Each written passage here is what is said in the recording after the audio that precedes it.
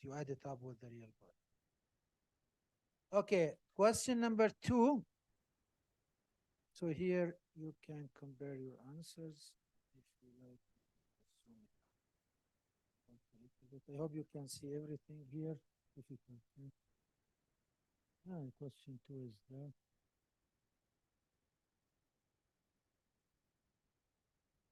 So very simple here is conjugate. You just change the sign here. Here you can take here 2 as a common factor actually.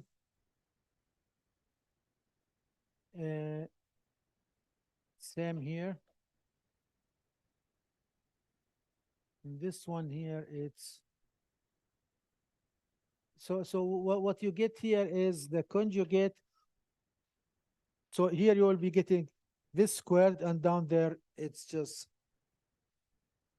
the real part.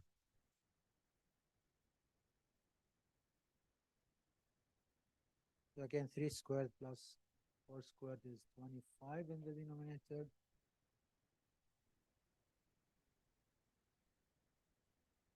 Here, someone was a little bit confused about this one, but we said that whenever you are multiplying a number with its conjugate, you don't have a complex part of the number. So it's pure. So as expected here, you end up of having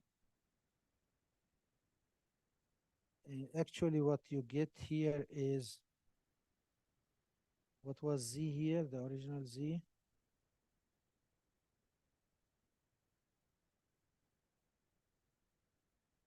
How did we get? Yeah, you get 5, 25 squared, right? 625.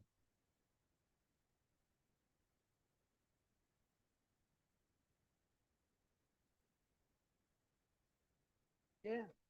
Any issues with this number 2, exercise number 2? Do you have any issues with that?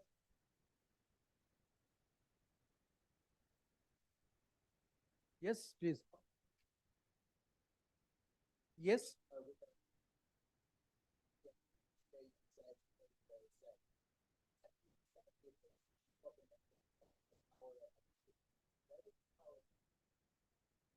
This one? It comes from the fact that you are multiplying this because the conjugate of that one is multiplied here. So let me just say. So you have here z conjugate over z, right? So we multiply with this one conjugate and divide by the same, right? So you have z conjugate squared. Got it?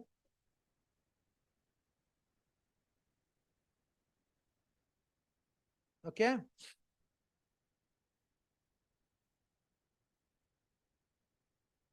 Please try just to understand. I hope that everyone is attempting this, because then you will find out what is missing, what you need to work on. Because in this case, you can avoid any problems. Otherwise, it's difficult if you just reading, writing, and not solving. This is not the way to learn mathematics.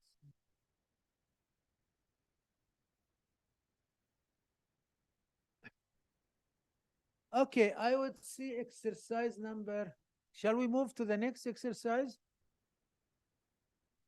Okay, now we learned actually this worksheet. I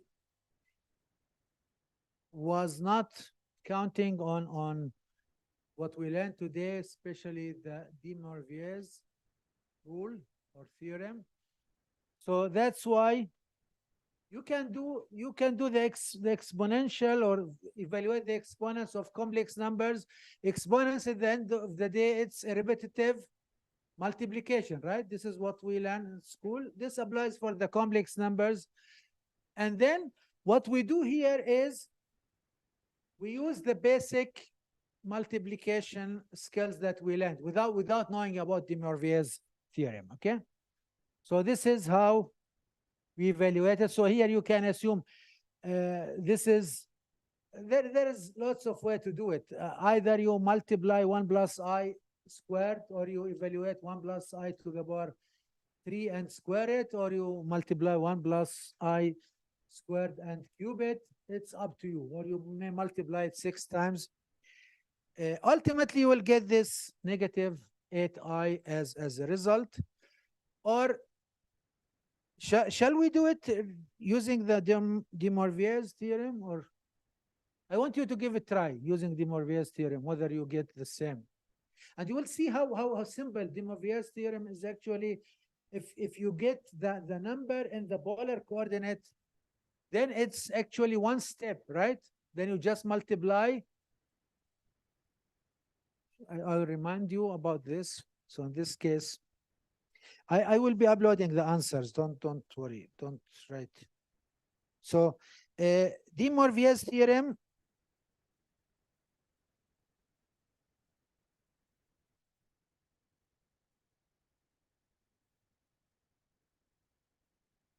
It says actually given a complex number z equals x plus iy in, this is polar coordinates,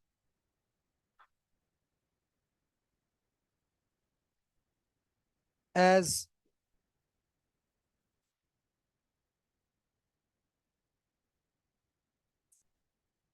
so that means z equals r, or equals r multiplied, of course, with cosine theta plus I sine theta. Okay, so this is we had today and during the class. And n is a positive integer. Let's say it's a natural number. Then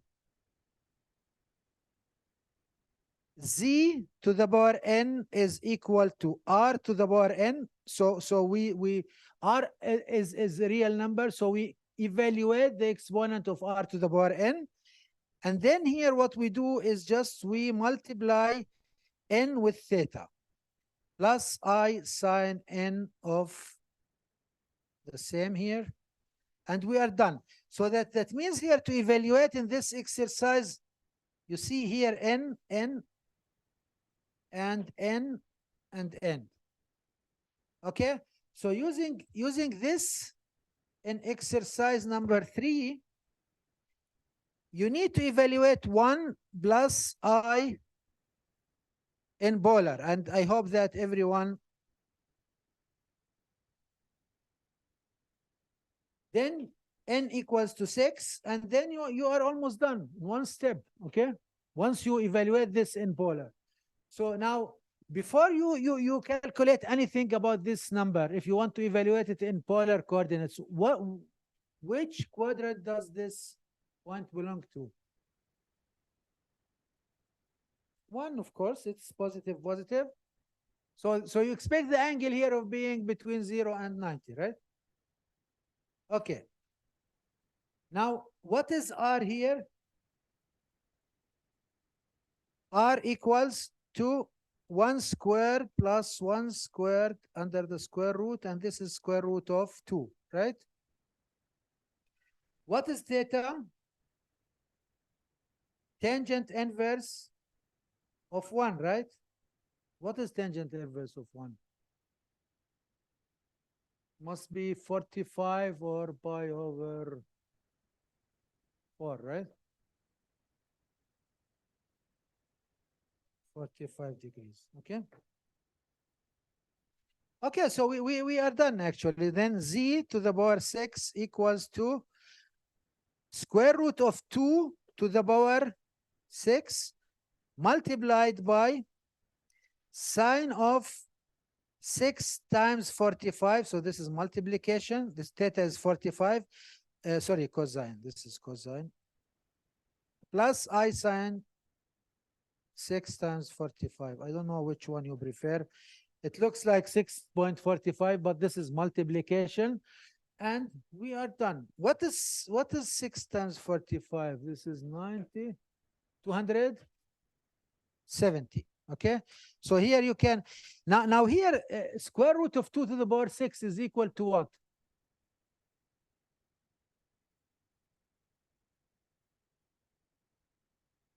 I hope you know this rule.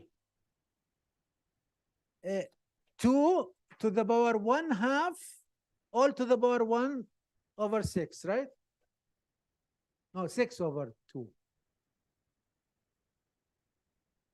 So I hope that no one has a problem with this one. This is 2 to the power 1/2 all to the power 6. And this is 2 to the power 3, right? Because you have 6 over 2.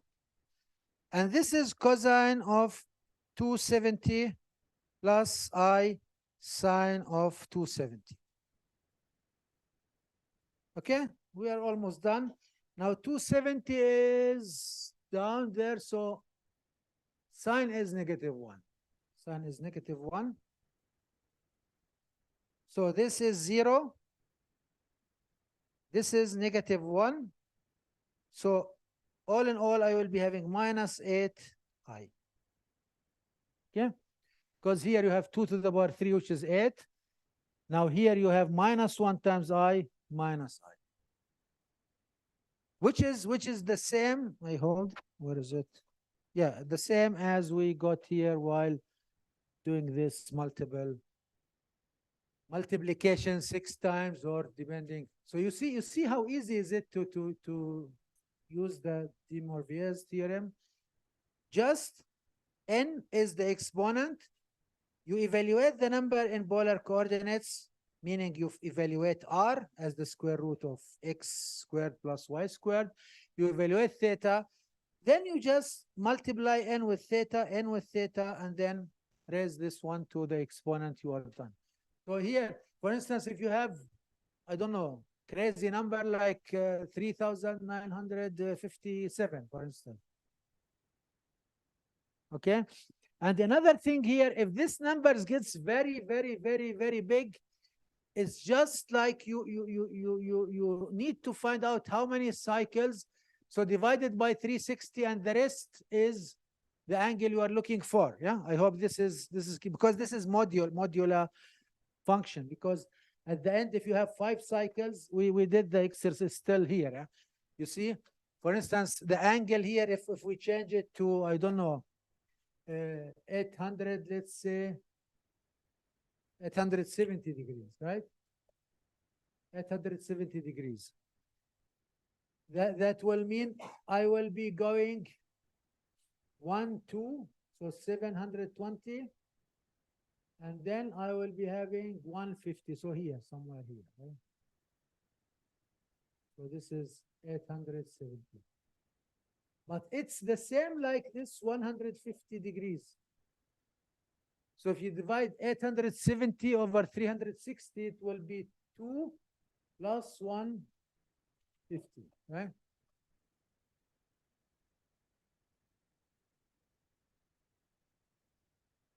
So guys, clear there? No problem. Is it clear?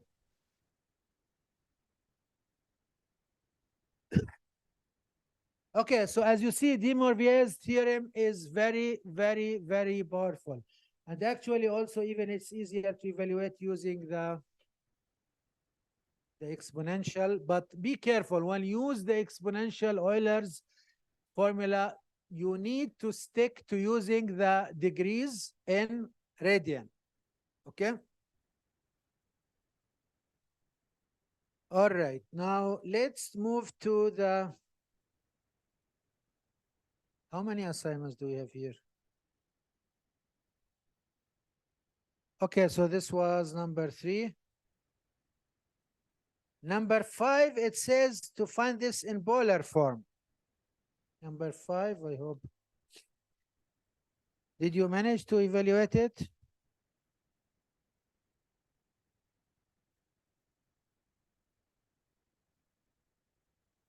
Okay, as it stands here, we can't evaluate it in polar form. You need to evaluate to simplify it, and then you take it from there as we did before. So let me see if the students online are following. Can we use the calculation when we solve the complex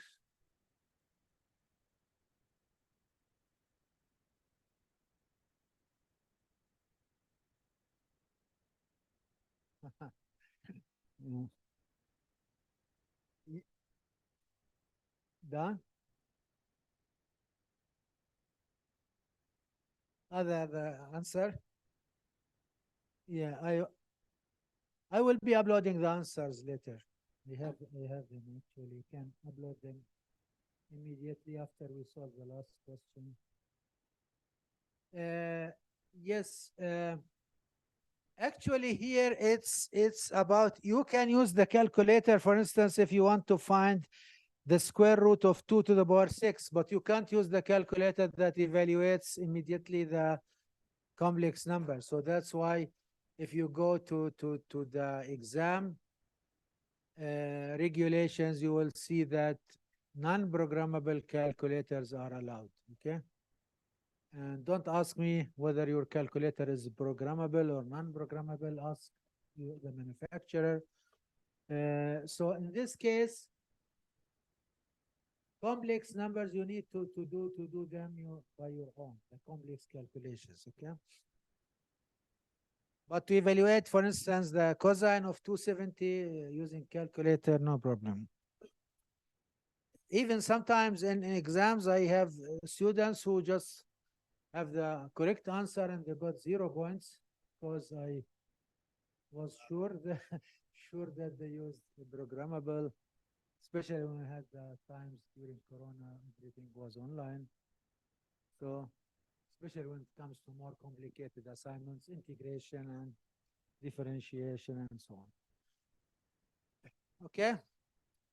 So now if you go back, please, you go to the next question, then question number 4. What we need to do here is to multiply, right? So this one you multiply with, what do we need what to multiply with? 3 minus I square root of 3, right? Then you simplify. You simplify.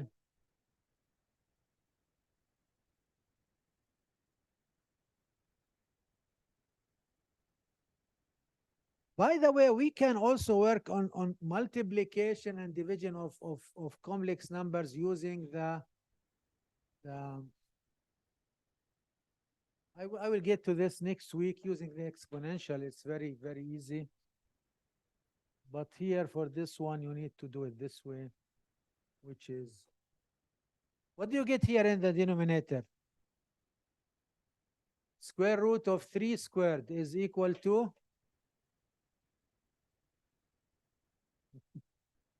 the 3, yeah? Plus, then you have negative 1, here, sorry, positive 1 in the denominator. So what do you get in the denominator here? 4. And if you take the square root, of course 2, you get 2. So here you get 1 plus square root of 3i multiplied by square root of 3 minus I. And here down, I hope it's clear for everyone, you get 4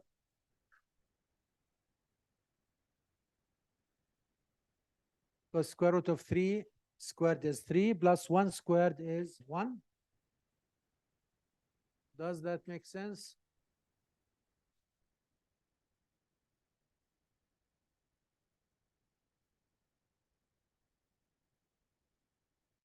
Okay, what we get in the numerator here is square root of 3 minus I plus square root of 3i. And here it's a little bit tricky, so minus square root of 3 I squared plus square root of 3. So here all over 2. So here you got twice square root of 3 minus 1 plus square root of 3.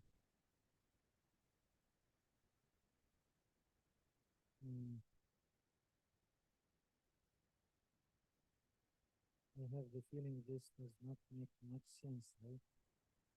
This is minus. Right? Okay.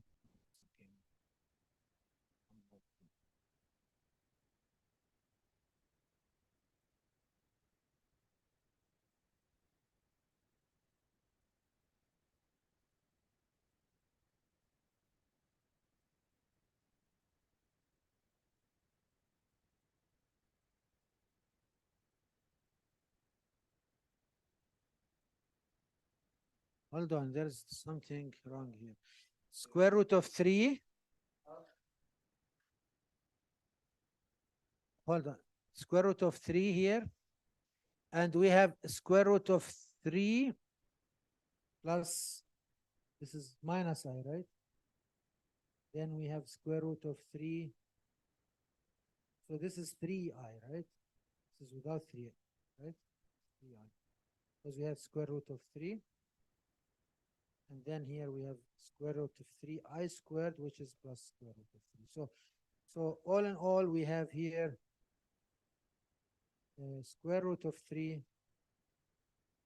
minus 4I.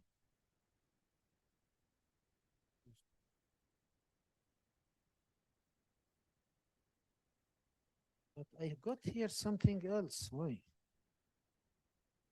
Oh, so yeah, correct. Is it 4 here, right? This is 4. Okay, now it's correct. Okay, so now it's correct. So finally here, if I simplify this, I got square root of 3 over 2 minus I. That's it.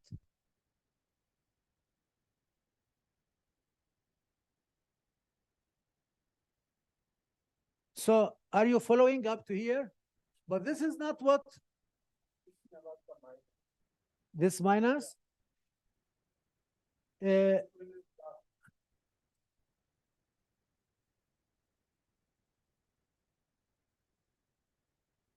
I have here plus 3I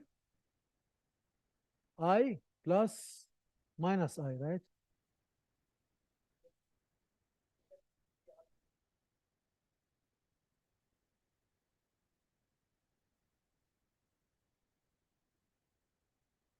So you have, hold on, let's just double check. 3 square root of 3, so 3I plus I. Yeah, this is plus. Yeah, you're right. So you have negative. This is plus. Okay.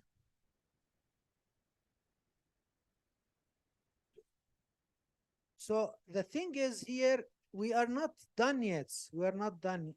We are not done yet. Sorry.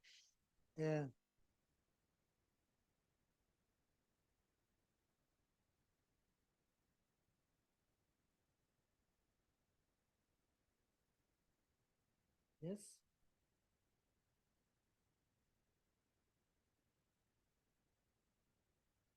You have here square root of 3 plus square root of 3 plus, it's 2. It's 2. Yeah, it's 2I. Yeah, it's 2I. Because you have 1 negative and 3 positive. Yeah. So this is 2 and this is 1/2. Yeah. 1/2. Okay. Now it's going. So that means here we are not. So this is in which format is this one? This is in standard form, but the question is telling me here to evaluate it in boiler form. Okay. So in boiler form,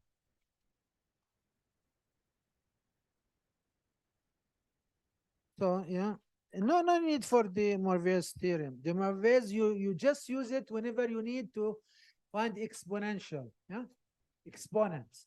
But here you need to evaluate the R, which is the square root of x squared plus y squared, and the theta, right?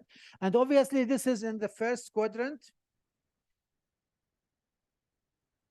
So R is equal to 1. Okay. Sorry. Okay. Okay, up to here you were following, right? Square root of 3 over 2 plus 1/2 I. Now x is square root of 3 over 2. If you square it, you get 3 over 4. You add it to half squared, which is 1/4. So all in all, you get 3 over 4 plus 1 over 4. 1 and the square root is 1. So this is here this is R. And theta is equal to tangent inverse of y over x. So y over x, it's 1/2 over 3 over 2. So 2 will cancel out. You will get 1 over 3. And the angle is 30, I guess, or pi over 6.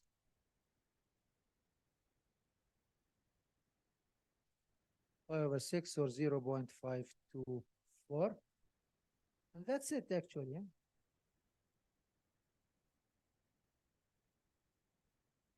Yes.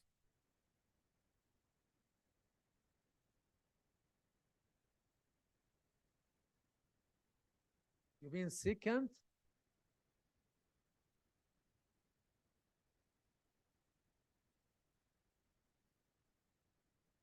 What is CIS? You mean the angle?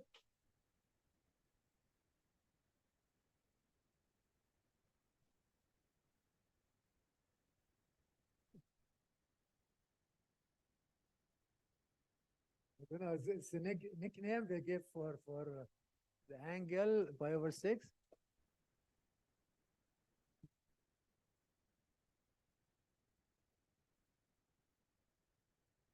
No problem. I always find out that some students they have different way of different definitions. So don't worry. If you have anything, just let me know. Okay.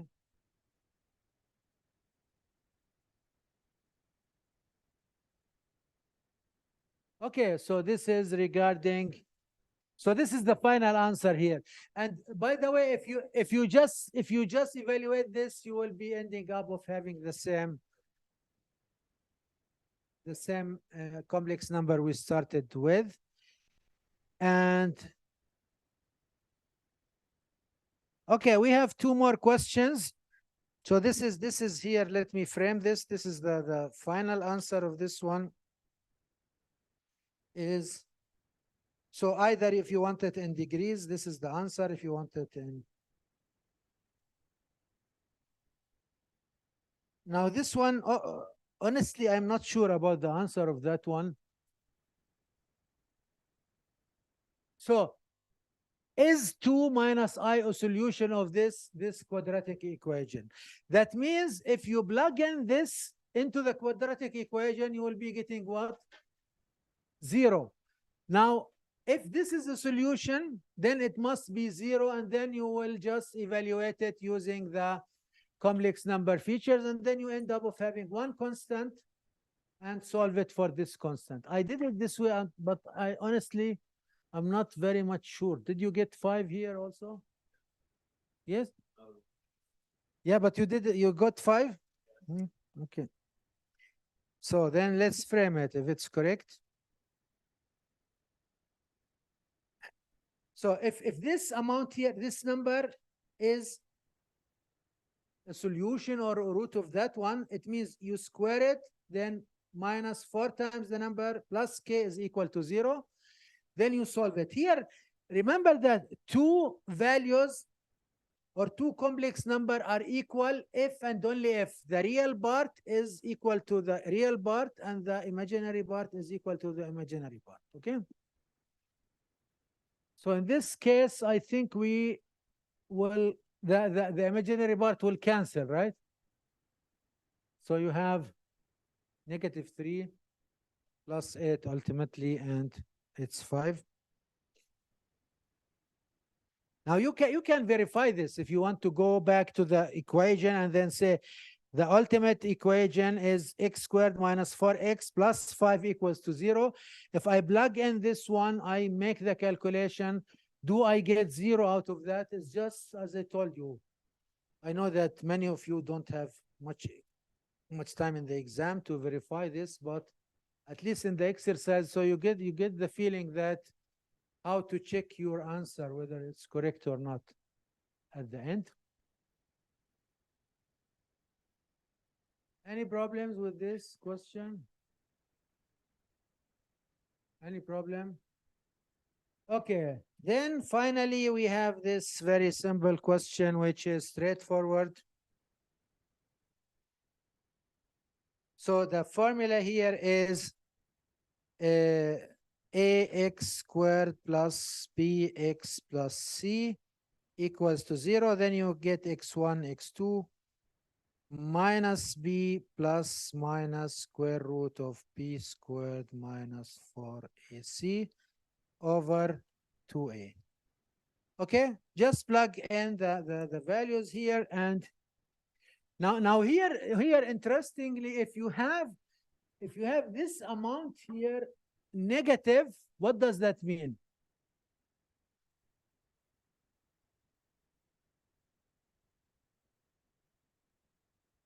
Complex roots, right? And always you get them in pairs. You see from this plus minus that you will be getting a solution, and it's negation this, it means it's conjugate. Okay, so it always comes in couples. Okay, I'm talking about the complex roots here. Okay, so we'll do more questions next week regarding the topics we learned today, in particular how to evaluate. Anyone evaluated this one? What did you get? I can show you my answer here. Hope I have it.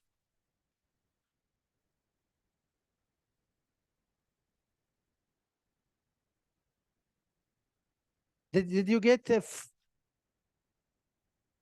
I don't know. I got this one. I'm not sure.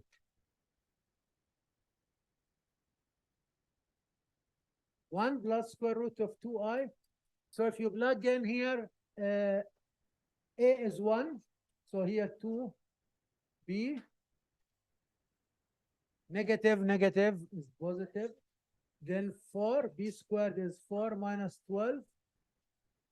So I got minus 8. If you take 4 out.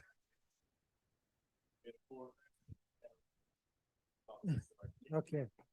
No problem. So that's why we're exercising here. Okay, guys. So wish you a nice afternoon. I will be uploading the answers right now, immediately.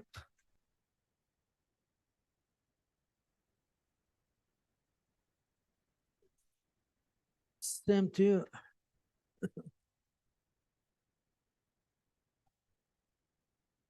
So